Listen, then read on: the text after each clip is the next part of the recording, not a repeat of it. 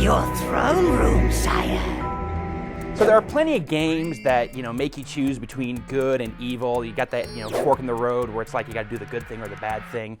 There are very few games that focus entirely on the evil. Master, evilness truly suits you. Let us go forth. There are nefarious deeds to be done. The whole goal of the game is to be evil, to, crush the will of villagers, to slaughter heroes, and generally be a bad guy.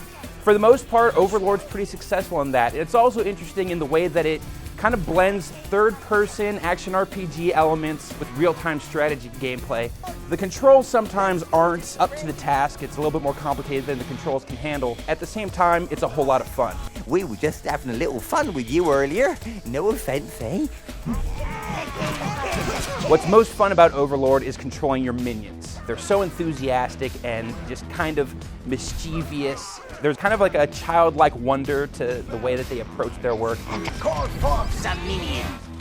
You can just point the Overlord in a general direction and tell the minions to go, and they'll go and do whatever the appropriate action is. If it's an enemy, they'll kill it. If it's treasure, they'll bring it back to you. If it's some sort of equipment that they can use, like armor or weapons, they'll equip it themselves.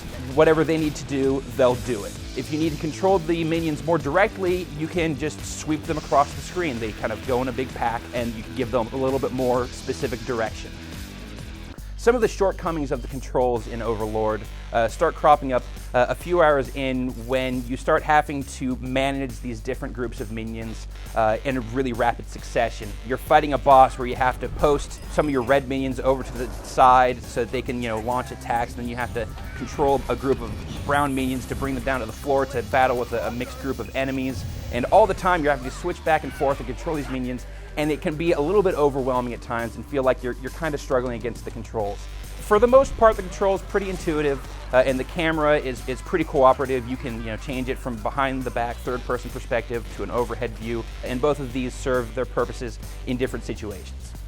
The biggest problem with Overlord is that, it's rated T for teen, and so you can only be so evil in the game. See? It's all coming back now. Evil is not something you just forget. And a lot of the missions that you're taking on over the course of the game feel like kind of the missions that you'd be taking on in a heroic role in a similar type of RPG game.